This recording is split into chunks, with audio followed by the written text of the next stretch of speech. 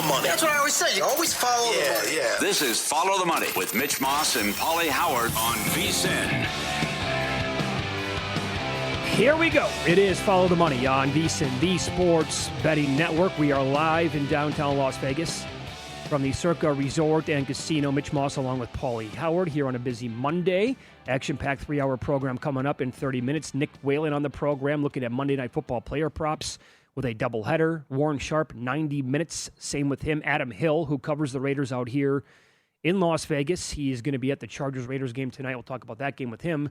Coming up at the back end of the program, we have the good, the bad, and the ugly. We have I don't want to overreact, but we have Week 3 numbers to go over, in-pocket plays before we're all said and done as well. We were going to start, Pauly, with some of yesterday's action, and you wait all off season for this sport to come back, this crazy NFL that we're all addicted to. And it was absolutely on fire yesterday for a lot of it. But the injuries, man, already in Week 2. Here you go, like every single year. And it won't stop. You all know about the Burrow stuff already. Going to miss like 3 months. But on top of that now, not looking good for Fields in the concussion protocol. He could miss the upcoming game for the Jets. That was ugly yesterday. J.J. McCarthy, after all this, your buddy, now going to miss 2 to 4 games. Wentz 2 to 4 weeks here. Yep. And we're going to get Carson Wentz, and they have that upcoming trip to Europe where they play back-to-back games. Okie dokie. First time in history. He'll start a game for a different team 6 years in a row. Oh, incredible. Who's going to break that record? And it could be Wentz for next 3 games. Can't do any worse, though. Couldn't do a damn thing yesterday on offense. The offense has been bad now for 7 out of 8 quarters. Yeah. And I really got to thinking, they really had to see something with McCarthy in the offseason. And look, it doesn't take much to say Daniel Jones is our backup, but we're good. Like, McCarthy to look better than Danny Dimes, probably not the craziest thing of all time, but look at what the Colts are getting out of Danny Dimes so far. Yeah. And then they also, I'm convinced of this, they saw him in the OTAs, and a couple of days later, Aaron Rodgers signed with the Steelers. Like, they were waiting. If McCarthy wasn't going to look good, Rodgers was going to be the guy. Convinced of that. And looked good enough, and they're like, yeah, no, we got our guy. We're good to go. And it was ugly, it was vile, it was nasty, and now they got to go to Carson Wentz. Mm-hmm. You could have played him in the preseason a lot, too, which they decided not to do, to get some reps and get his feet wet. But they didn't do that either. Also, Mike Florio bringing up the point, Rodgers could have waited and picked his spot. But I think he's in a decent situation. The Steelers just have to find a way defensively to get it done. But the Bengals are also lucky. I don't know how this guy is a backup. It doesn't make any sense to me. I said it all last year, 2 years ago. They had a winning record when Burrow was out a couple of years ago. This guy's a good quarterback. Well, 3 INTs, though, yesterday. Yeah, still won the game, though. But, that's going to happen. But they went 4-3 with him a couple of years ago. He had the one stinker in Pittsburgh, or else they would have made the playoffs. And they went 9-8 that year.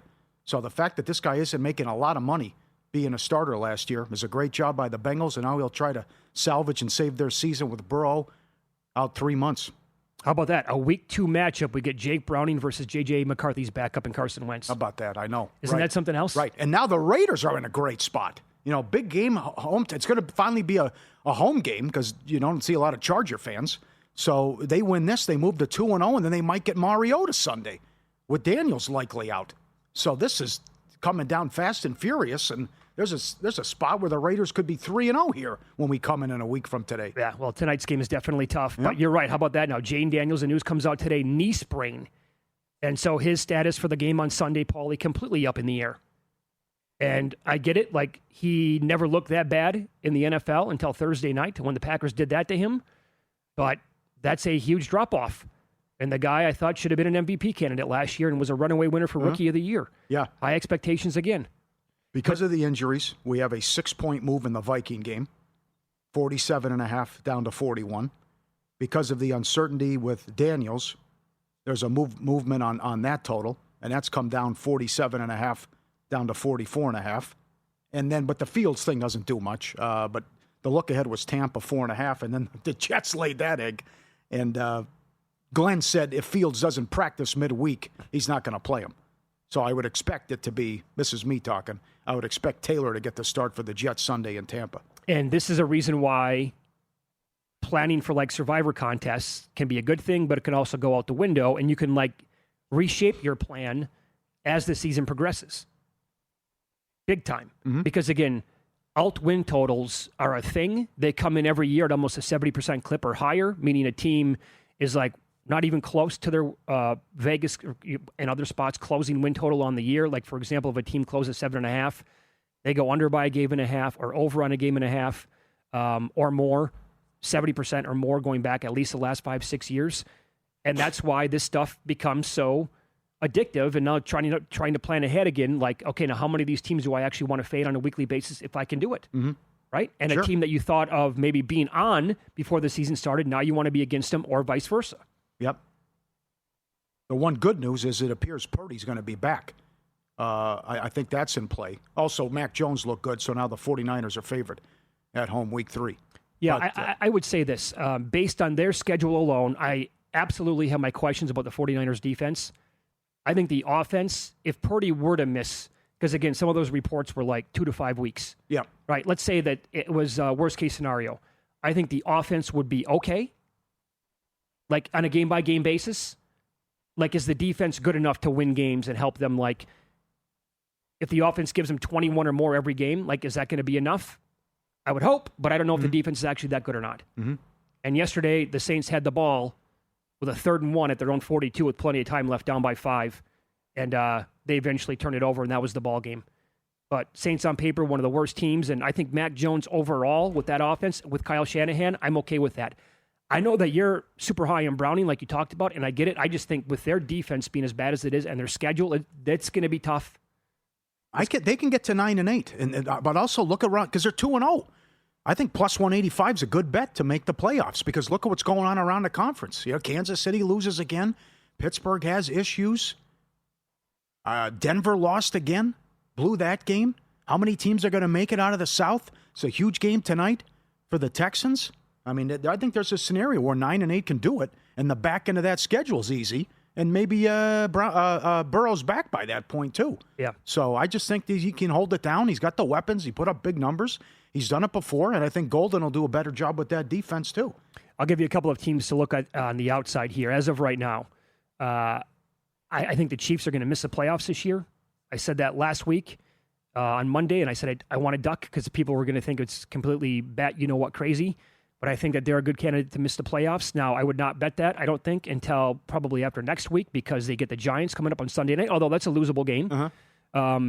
With the Patriots' schedule, I'm not going to overreact here to one game yesterday because the Dolphins easily could have won that game if Achane stays in bounds.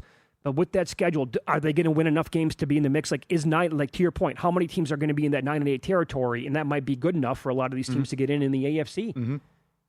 Because I think that clearly the Bills are going to run away with that division. And you asked the question, how many teams are going to get in from the South? The Colts so far, so good. Yeah. Texans, I think, overall are obviously a pretty good football team, great defense. Don't know about that offensive line. We'll see it again tonight in action against Tampa Bay. And Jacksonville kind of pissed that game away yesterday. I don't know if they're a playoff team, but they might win in that 8-9 range to actually be in the mix at the end. You know what I'm saying? That was a bad loss. Browning comes in trailing, and he throws 3 picks, and they still won the game. Yeah. Terrible. 4th and 5, you go. By the way, after What'd you think? I didn't hate it because the game's over if they get it. Yeah. You know, and I could also see go up 6 and make the backup quarterback who's struggling go length of the field and beat you, and then maybe you still have time. But you know, to be honest, I'm okay with either decision. Were you? Okay. I would not. Yeah. Because, and by the way, was that a bad pass by Lawrence? Or is that a drop completion by the receiver? Yeah. I think it's on the wide receiver there. Game should have been over with. And they lost that one.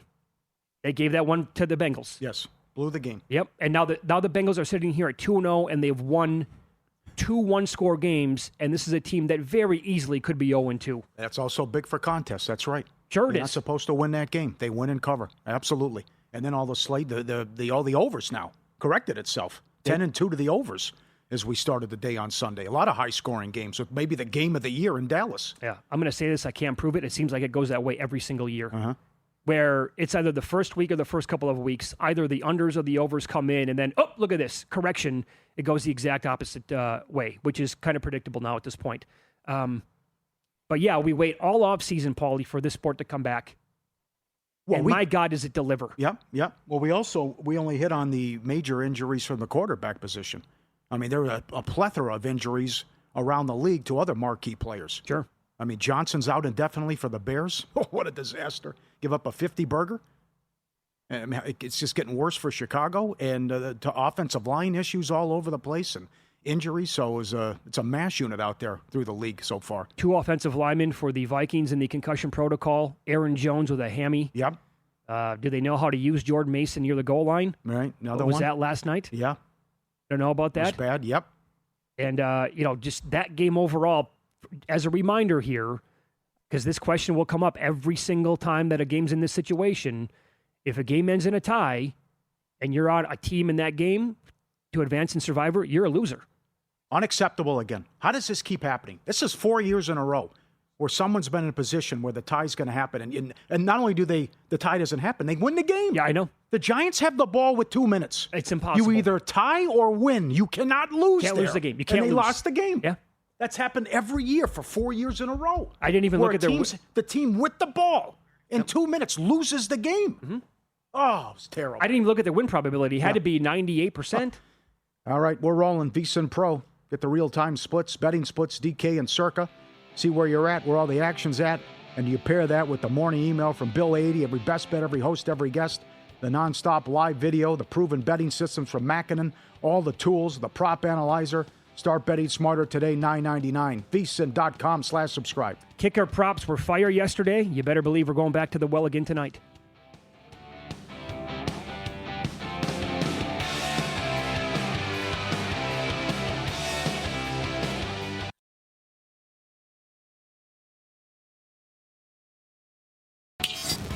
This is Follow the Money on VSiN. A couple of bets going back to last year that are absolutely worth looking at on a weekly basis. They got there again yesterday. Obviously, the Aubrey kick by 64 yards, so that cashed. Cowboys, they have the longest field goal in that game. That did not cash week 1. He had a 53-yarder bank, but then Elliott made a 58-yarder. And again yesterday. I know. What happened? This guy was terrible last year from 50 beyond. They claim that he corrected the problems in the offseason. Yep. So take that for what it's worth. Give me the number. Give me the number right now. If you have a bet against Aubrey in that situation, what would you feel? What's the distance where you would say, even Aubrey's missing this one? If it's more than 75 yards. I agree. If it's 70, he said today he feels good from 70 to 72, and Schottenheimer feels good from 70. Paul, did you see? This is ridiculous. Okay. I have something on this, by the way, coming up a little bit later on. I have an idea that a production company like TV Football, right? One of the networks, steal it from me. Go ahead. You can maybe put my Twitter handle on the bottom of the screen when you show it. This has to take off. That thing hit the bottom of the net. Yeah. How far was that good from? Was that good from Absolutely. 75 yesterday? Yeah. So I know. And then over 1.5 field goals with him again. Boswell. Ice cream. I mean, this is like Aubrey gets all the headlines. Well, I know. Boswell's insane. He is, as Tomlin said, a serial killer. But the thing about Aubrey, and our guy Ian sent this in, everyone thinks Tucker was or is the best of all time, 89%. Aubrey's 90 from 50 plus. I know. He's the best of all time, and it's not close. Because you can just trot him out there and go conservative from 60 and bank it, because you know he's going to make it. You go back and look at all his misses in his career, a lot of them are blocked and not on him. So to do what he does and to come out there and nail the first time that's ever happened, too. He had the game winner at the gun, and then he tied the game at the gun in regulation. But he runs a 4-yard draw to set him up from 65. Call it good. Nothing but net. Yeah, and Williams tripped early or fell down early. Yeah. Like, what are you doing, pal? Oh, it doesn't matter. Doesn't matter. He's automatic. Like, put it this way. If you have a bet in pocket against the Cowboys and they're lining up for a field goal and the field goal covers the game and you lose your bet, you got to be telling yourself, oh, bleep, this is a 70-yarder. I'm screwed. Yep. Like, it has to be longer than 70 yards to think that I'm comfortable He'll here. do it. Absolutely. You're right about Boswell, too. Oh, he's money. Hitting from 50 plus on a right. In a tough place to kick as well. Ask Myers. So it's wild what's going on. Yeah, that hit doinked it right away. Yeah. He won't win it. I get it. But just for having some fun here, what number would you take on Aubrey to win the MVP? I looked today. They didn't even offer it.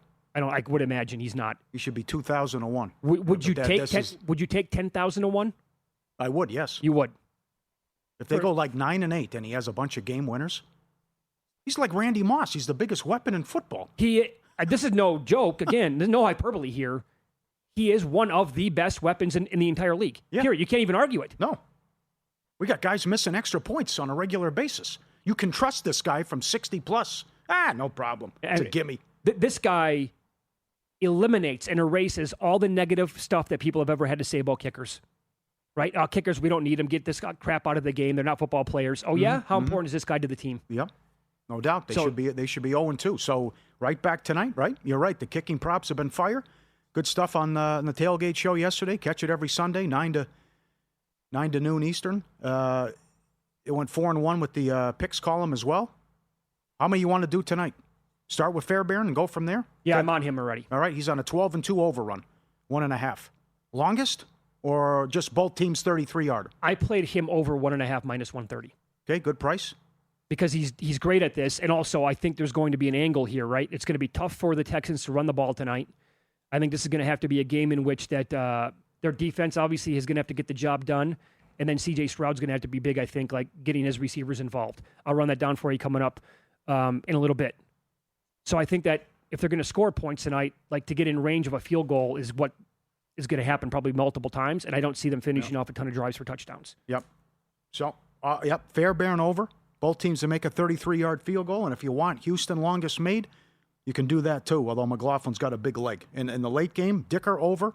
Both teams to make a 33-yarder, but no Chargers longest field goal because Carlson can bang it. Yeah, so I only have one bet on that game, and that is what you just said. It's both teams have a 33-yarder. You're right. Carlson can make it from 60. $1.30, $1.20? $1.30, I believe, is what I bet. Did you find $1.20? Yep. Okay. Yep. Okay. That's good. That's good. Have you also noticed this? I'm old enough to remember when longest made field goal of the game was 48.5 yards. That was last year. That's right. We're at 52.5 now in all these. 52.5. You believe that? Because these guys come out and 58's not even a problem. Huh? Parker Romo, not a problem. 5 for 5 last night. Yes. I was watching the games yesterday. Humans was there, and he kept bringing up they have to make the goalpost. Oh, we did this last year. I know, but he's convinced of this now. He went on this rant like it's way too easy for these kickers now. We got to make it more difficult. JVT said make it a triangle. Got to make it to the triangle. Yeah. Right. Okay. Sure. Okay. Right. Yeah. But no, I'm definitely on those. Here's another one that I'm on, and I talked about this with and Charch had a very good breakdown, by the way, on Thursday with us talking about a reason why he liked Nick Chubb with the prop for him tonight. I'll expand on that. So if you think about this for a second, Bijan Robinson last night destroyed Minnesota's defense. He ran 22 times for 143 yards. The guy was awesome. What did he do in week 1 against Tampa? How about 12 for 24? It is so difficult to run on this team. Here's the example. In the playoff loss to Washington last year, Daniels, 13 for 36. Eckler, 8 for 27. Brian Robinson, 10 for 16. It's a stone wall right there. Week 18 for the Saints, Clyde Edwards-Helaire led the team, 8 for 26. I'll give you the leading rushers only. Week 17 for Carolina, Raheem Blackshear, 8 for 20. In a Week 16 loss to Dallas, Rico Dowdell had 13 for 23. Week 15 against the Chargers, Gus Edwards, 8 for 23. Week 14 against the Raiders, Sincere McCormick actually had 15 for 78. Total outlier. The week before that, Hubbard, 12 for 43. Tracy, 42 yards. McCaffrey, 13 for 39. You have to go back to week 9 of last year. Kareem Hunt, 27 for 106. I bet Chubb under 52.5 for this game tonight. I know he looked good last week running the ball, but this is an entirely different story. Well, the Rams are good defensively, but this rush defense for the Buccaneers is the real deal. Holyfield. Yep. I was going the same way, too. I'm with you on that one. Also, Pete Hamill, our guy in Iowa, did the work. Mayfield is on a 15-4 run, longest rush over 9.5 yards. I trust his work. I like that. TMI Ozzy is on it as well. So Mayfield, longest rush over. I don't mind over 17.5 yards also. Okay. He led them in rushing yards in the win against Atlanta. What about? And I also think, your guy, Egbuka, if you want to do something with him, as they have he got going and went off in the first game. He should have 50 yards. That's not bad. And I know it's a point of emphasis. And they said, we got to do a better job, and we will get him the ball. and that's the Texans talking about Nico Collins and his lack of touches week one. Right. So I think he can do something tonight too. Yeah, it doesn't work out in that favor every game. We saw that yesterday with A.J. Brown. Still couldn't get him the ball, really. It did work out with Jamar Chase, though, after a bad week one. Boy, did he bounce back big time yesterday. So Nico 78.5 tonight. That is at DraftKings. 5.5 catches. Evans 66.5, 5.5 with the receptions. Egbuka 53.5, 4.5. Last week, Puka had 10 for 130 against the Texans. Their secondary on paper is absolutely outstanding. Yeah. So who's going to be like the big target tonight in this game? Do they try to eliminate Evans first and foremost? Do they have enough guys to spread it around to shut down both Evans and Egbuka? Well, then I don't mind Sterling Shepard then. Baker's buddy. He can get to 20 yards. Okay. Yeah, I don't hate it. Do that. Yep. And the other, I think there's a lot of people making the case that Dalton Schultz could eat tonight too. And that could happen and go off. So it's hard. It's a tough game with the side. And a 4-point move on to the total. Right. Based on what we watched last week and Houston's defense so good in the O-line issues. You can always tweet the show at VSiN Live, at Mitch Moss Radio, at Pauly Howard. This is from Thomas. Note this game, fellas. October 26th, Cowboys at Broncos. Need a record field goal prop for that one. Oh, yes. It's going to be wild at that place. Yeah. Longest field goal of the game. I want to bet it over. I'll bet over 52.5 right now. Yeah. The other thing, too, here, and I know you sent this in, was they brought this up to D'Amico Ryans, and he said it's when he came of age and he grew up. It's the last time these teams played. Stroud lit up Tampa Bay. That's right. 5 touchdowns. Yeah. 400-plus yards. Nico Collins had a huge game. And he didn't have, I think they had like 50 seconds left, and he went the length of the field to win the game. Yep. So that's something here for both teams to go back where that stung Tampa Bay. He embarrassed them defensively, and that's when the MVP talk really got going, as Stroud was so good in that game. Private Plane Wayne on X. Massive win. Why does the NFL not embrace the physics of kicking like the PGA and MLB does? We should know exit velocity, launch angle, and would have been good from this many yards on every kick. I'm going to expand on that. He's exactly right. He's spot on with that. There is something here that they can provide NFL fans and viewers. Yep. That I think they're really missing the boat on. Good job. Totally agree. Nick Whalen's going to join the program coming up next. We will get his player props for tonight. Maybe some numbers that stick out for Week 3. Reaction to what we saw yesterday in the National Football League. Coming up on Follow the Money. It's VSiN, the Sports Betting Network.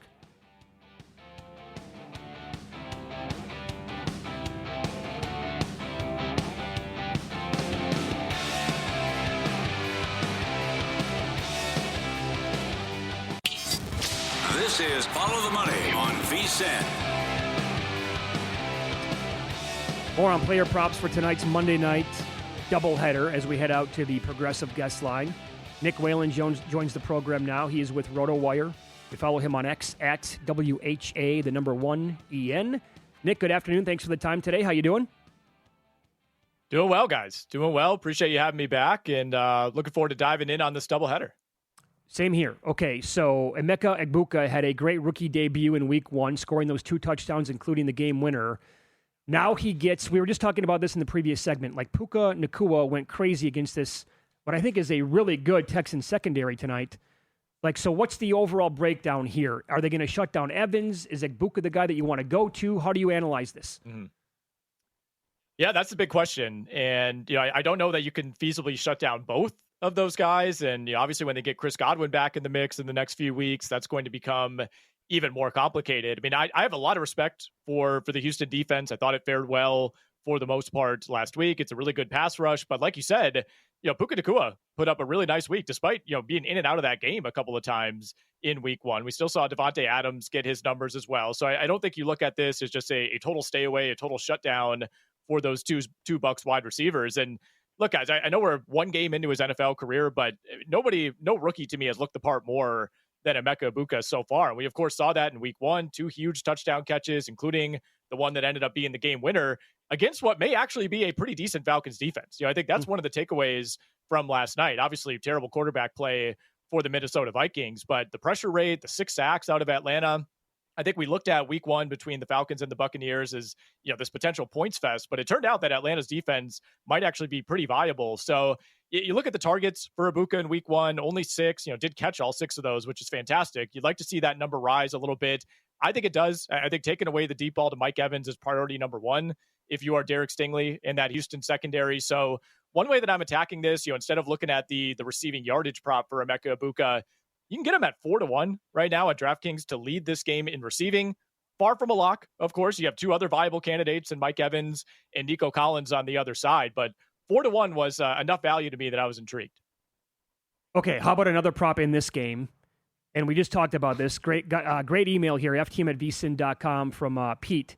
He broke down Baker Mayfield. He's gone over 9.5 in his longest rush prop, 15 out of the last 19 games, and he's 9 for 9 over 9.5 in the last 9 on the road. Yeah. On top of that, we kicked that around. We kicked around rushing yards for the game. You have another bet that you like for Baker tonight.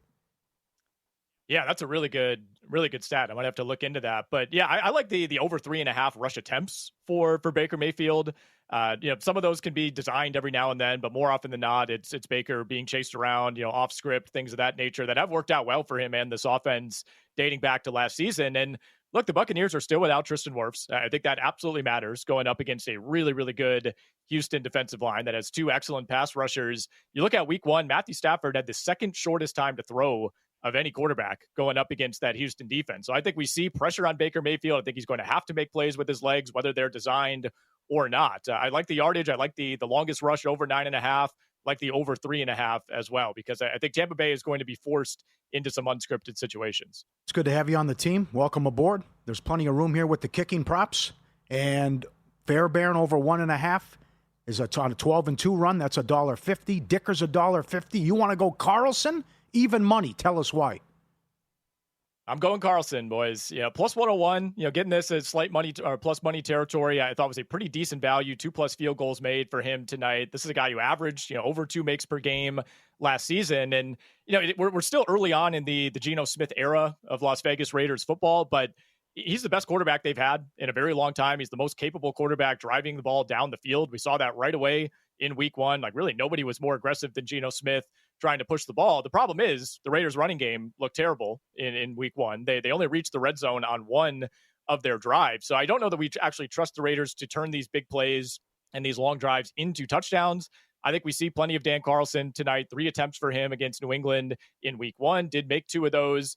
And again, solid value here at plus 101. And I think pretty highly of this Chargers defense, right? I mean, maybe the Kansas City Chiefs offense is just going to be stuck in the mud all year like it was a season ago. But I thought that was a really, really impressive performance in Sao Paulo last week. And I do think that carries over. So know the total is elevated a little bit. I do think the Raiders move the ball. I just don't really trust this team in the red zone. So I think we see some opportunities tonight for Carlson. Okay. Carroll said Genty was too amped up, too hyped up for the debut against the Patriots. Didn't have a good game on the ground. What do you want to do with Genty props? Yeah, this is one where I'm looking at the receiving number for Ashton Genty. Over 2.5 receptions for Genty tonight. I mentioned Matthew Stafford, second shortest time to throw of any quarterback in week 1.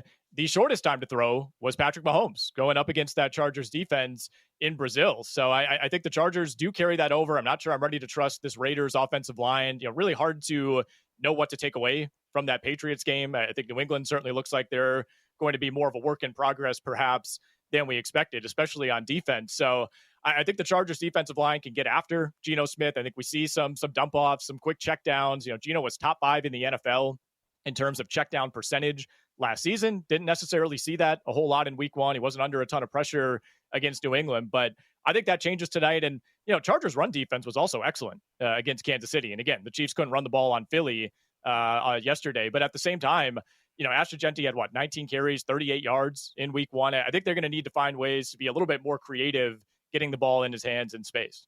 Follow the money here on VSiN, the Sports Betting Network. Our guest, Nick Whalen, he is with Rotowire, and he is on the Progressive Guest Line. Okay, so you mentioned the Chiefs there a couple of times. You were on Philadelphia yesterday. They didn't do much offensively, but it was good enough for the win, good enough for the cover, and that's what matters most here anyway. I kind of want to bet the Chiefs to miss the playoffs, but I kind of want to wait until after Sunday because I think they beat the Giants, but I'm not sure. Think? What do you make? What do you think of that? Are the Chiefs even going to make the playoffs this year? I would still be pretty shocked if they don't make the playoffs. I still think the division honestly is on the table, and that's something I would look at. I think you can get it at like close to 3-1 right now. Kansas City to win the AFC West. I mean, it's not like Denver has come out of the gates, looking like the team that we necessarily expected that they would. We'll see on the Chargers. One very impressive win. They have the head-to-head already over Kansas City, but still a losable game tonight, and not sure I trust that team long term. So I don't think the sky is completely falling for Kansas City. At the same time, I have some real concerns about that offense. I thought the defense actually played a hell of a game yesterday relative to what we saw in week one, but I don't see what changes, at least until Rashee Rice is back and Xavier Worthy is back at 100%, which I'm not sure when that is going to be, because, we always mention Kansas City in the same breath as Buffalo, as Baltimore, as Philly, maybe Green Bay is in that conversation as well. And rightfully so. When you're in the Super Bowl every year, you're going to be in that conversation. Personnel wise, I just don't see it. Again, until Rashee Rice is back, I mean, this is a average to below average group of skill players. You have absolutely nothing in the running game, no explosion there. Travis Kelce, clearly not the guy that he was even 2 or 3 years ago. And you got a receiver room full of nobodies until Rashee Rice is back from his suspension. So I think Kansas City, at least for the next 4 games, is going to look a lot like it has so far. I don't think there's a lot of big play potential there. Mahomes is still a little bit skittish, throwing the ball downfield. I do think Rice is that good that he will change things. And we saw a completely different version of the Chiefs when he was on the field for that game and a half early last season. But it's going to be very, very dicey with some tough games coming up before Rice returns. Totally agree. Nick, about 2 minutes left here. Another good result for you yesterday, the Lions. Boy, that was impressive. What was your takeaway? Biggest takeaway from that game on either the Lions side or the Bears side? Yeah, that was one that I loved the Lions side, and it was an equal part a Bears fade because I just could not believe how inept Chicago looked in that loss to Minnesota. It was just same old Bears in a lot of ways. And I thought we would see more of an immediate Ben Johnson difference in terms of Caleb Williams' play, in terms of just overall competency, decision-making, and they just look like the 2024 Bears. Meanwhile, I think one way to look at this with what Detroit was able to do, piling up 52 points, felt like they could have scored 65 if they wanted to. I actually thought they left some points on the board in the first half. I think this goes as a mark in favor of the Green Bay Packers defense, maybe more than anything else, because Detroit looked like last year's version of the Detroit Lions going up against Chicago and was getting nothing against Green Bay. Held the Lions to their lowest yards per play game since 2021, turned around, basically did the same thing to the Commanders on Thursday night. So I think you feel even better about Green Bay's week one performance in retrospect. I think Detroit is back on track. I know the schedule is really, really difficult relative to last season, but to me, this is far and away the second best team in the NFC North.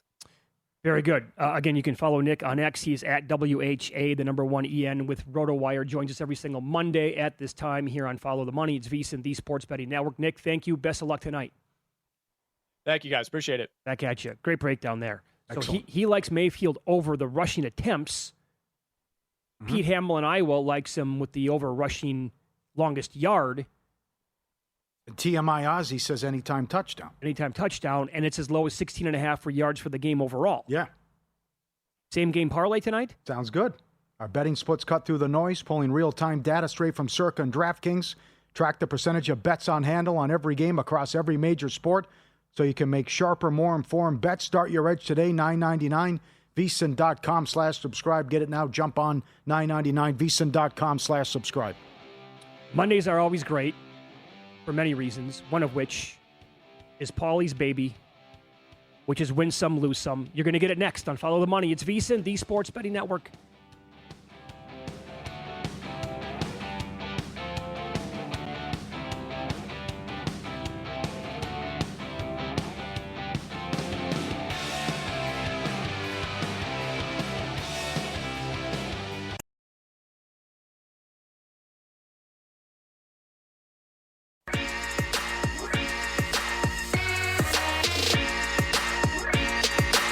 Win Some, Lose Some is sponsored by the Sharp Plays. Were you a winner last night? Wow, winning. Or was it a rough one? Well, they can't all be winners, can they? Loser! You're a loser! Pauly Howard recaps the night in sports betting in Win Some, Lose Some. Highest scoring team, Lions 10-1. Lowest scoring team, Vikings 30-1. Highest scoring game, Dallas Giants 10-1. Lowest scoring game, Minnesota Atlanta 12-1. You know what no touchdown was in the game? That would have been a big one. I know what the number Don't was you? here at Circa. 100? 190-1. Get out! It was? They took 3 bets on it. Oh. And the Falcons scored like that. Yep. The last drive, Algier was like 20-1 first touchdown. There's actually a way to hedge that too during the game. You could just are they going to score a touchdown? They gave it up on purpose. Yeah, right. Go over, whatever. Tough. Yep. Did they say what the biggest bet was? I never saw that. Oh, that's great. Most passing yards, Russell Wilson 18-1. Most rushing, Taylor 8-1. Boy, does he look good. He does. Most receiving, Neighbors 15-1. As does he. Finally, where was that in week 1? Scatterboo. Good. They look like a competent outfit this time around. Helps you play in Dallas. Will a quarterback throw for 5 touchdowns? Yes, plus 260. Will a team score 50 points? Yes, 5-1. Over started 10-2. College, Delaware, plus 250 beat UConn. Stanford, if you went to bed, plus 450. Shocked BC.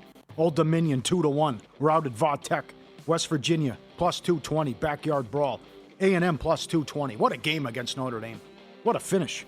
Middle Tennessee, plus 280. Sacred Heart, 4-1. Stonehill, 13-1. 21-point dog. Wow. New Haven, plus 750.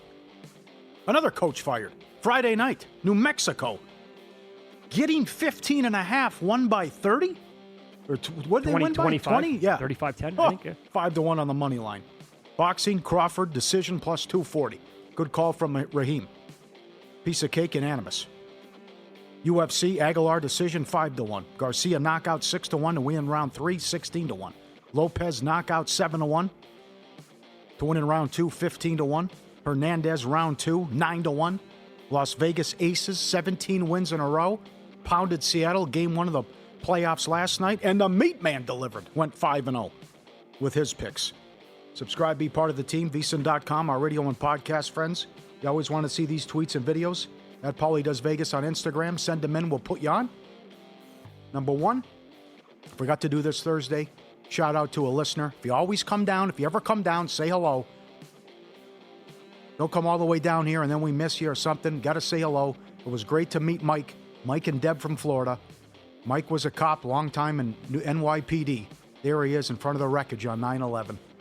Hell of a guy, and he's the guy. If you don't want to talk to your neighbor, phone up to the ear. Make sure the ringer's off, though. It's a class act, and there's a powerful picture right there. And we back the blue. Great job, Mike. You're a class act. And how about this? You saw this on social media. This is 2 minutes after the show on Friday. Are you going to post this, huh? Okay.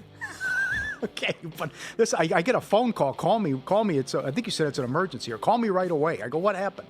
It said you said it finally happened. I knew what you were talking about. You got Delta Royale with cheese on 10 play. 10 play. Take it away. Well, I mean, we're leaving. I saw Humans. He's coming in to do the Friday Football Invitational. I think you had bailed. I was right behind you pretty much.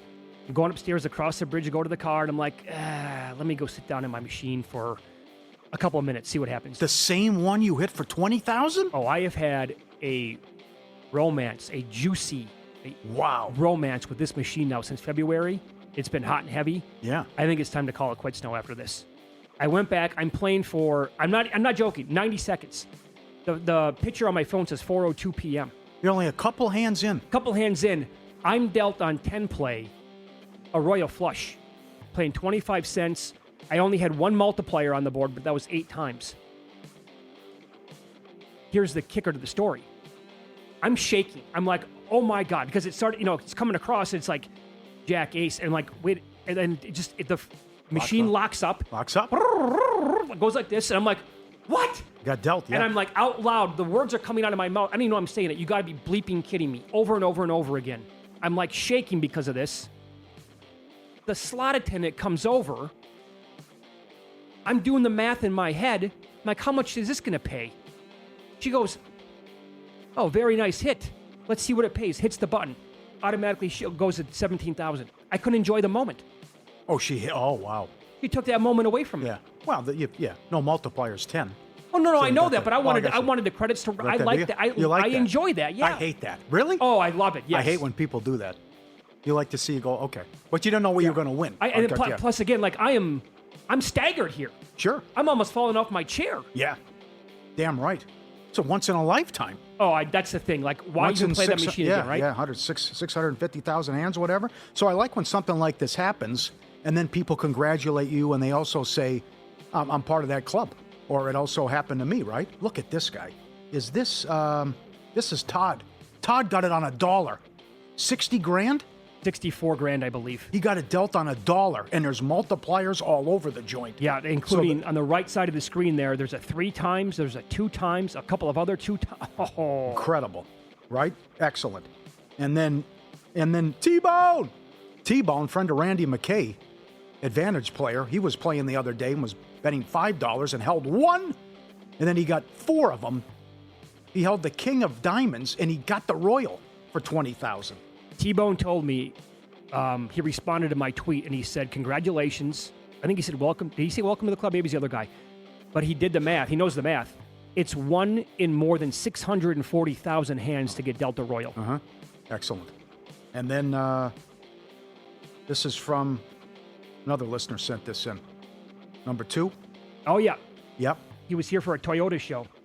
Was he at the airport? At the airport. He was at the airport. He hit for $24,000 at the airport. Yep, leaving Las Vegas. There you go. Not exactly Nick Cage style. I know. What a run. Send them in. Send in your biggest hits. We'll put you on. At Pauly Does Vegas on Instagram or tweet. Lose some, Pitt 4.5 up to 7.5, lost the game. Arkansas Ole Miss under 63.5 down to 60, no good. Bad for the books. Arkansas from 8 down to 3.5. North Texas 4.5 up to 7, pounded Washington State. Ohio 34.5 down to 28. Tennessee from 6 down to 3. Georgia Tech from 6 down to 2.5. Northwestern 28 down to 24.5. Old Dominion 8.5 to 5.5 outright. Kentucky over 45.5 to 49.5. LSU Florida under 51.5 down to 47.5, no problem. And some bad beats. How about the Cardinals? They almost lost that game. That's vicious. 4th and 16, penalties, onside kick. Oh. I have a note on that game that'll blow your mind coming up in the next hour. Penn State, bad beat. Villanova scores on the last play of the game. And Saturday in Major League Baseball, the Cardinals led the Brewers 7-4 in the 9th and blew it. And the O's led the Jays 4-2 in the 9th and blew it. It's ridiculous, these bullpens. Mm-hmm. Before the line moves, Jeff and the sharp play's already there. They don't just follow the market, they help move it. You're not going to out-muscle billion-dollar books or full-time sharps on your own. With the sharp plays, you don't have to. Powered by advanced AI and plugged into trusted insider sources. Sharp Plays delivers the edge serious bettors use every day. Free reports, alerts, market-moving insights sent straight to your inbox or X feed. They've been at it since 2011. Documented results, public logs, transparent receipts. Trusted by pros, watched by the books. SharpPlays.com. Stay ahead of the line. Okay, you know what? I'm not going to make you wait till next hour. I'll give it to you right now. This is from our buddy David Purdom. He talked about a rare beat on X. Since week 14 of 2022, teams, Paul, think about this for a second. Teams that trailed by 24 points or more were 0 and 111 against the spread. Forget winning. The Panthers obviously took down that streak yesterday. They trailed 27-3 third quarter. And they came back and had the ball to go down and win the game, by the way. Yeah. I mean, so that's another example. Sorry, Torbert was a disgrace. Some of those calls against Arizona were ridiculous. Absolutely brutal. Yeah. I can't the roughing the passer, get out of here with that. Body weight again? Yep. Oh, yeah. But Terrible. it was like back-to-back penalties on the Cardinals. Like, they're going to give this game away. Yep, game was over. And Arizona was the number 1 selection in Circa Survivor, more than 5,000 people. So think about that. That game and the Cowboys game. Oh. That would take out, that was going to take out 8,500 people. Yep. More than that. Mm-hmm. Cowboys should have lost or at least tie. A tie will do the trick. I can't believe what the Giants did there. They just gave it to Ferguson. What play do you think they're going to run? Do you know who the kicker is for Dallas? Yeah. They gave Ferguson the easy 15-yard completion to get to midfield. That was stupid. Gave it to him. And then Wilson throws it up for grabs and over. It's so dumb. But how about this? When the Cowboys took the lead, they were like lazy on the kickoff. Oh, here you go. Have the ball at the 35-yard line. They had 3 timeouts left. Gano's got a cannon for a leg. Oh, I don't recall that. But they're up by 3.